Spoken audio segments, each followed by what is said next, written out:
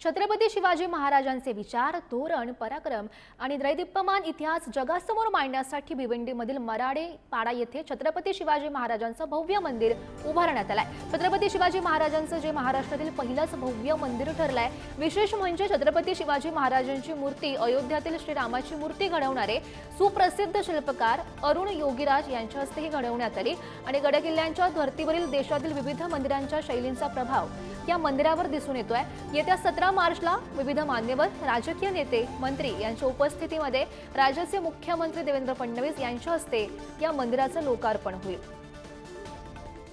छत्रपती शिवाजी महाराज हे आपल्या महाराष्ट्राचे आराध्य दैवत आहेत आणि आराध्य दैवत असल्या कारणाने ज्यांच्यामुळे आपली मंदिरं वाचली गेली अशा राजांचं मंदिर होणं ही आमची एक संकल्पना होती। एकंदरीत ह्या मंदिराच्या माध्यमातून आपण येणाऱ्या भावी पिढीला तसे येणाऱ्या शिवभक्तांना संपूर्ण शिवाजी महाराजांचा इतिहास कसा त्यांना दिसेल किंवा कसा त्यांना जाणवेल या हिशोबाने ही सगळी संकल्पना आपण शिवकांती प्रतिष्ठानच्या माध्यमातून इथे आपण बनवलेलं आहे।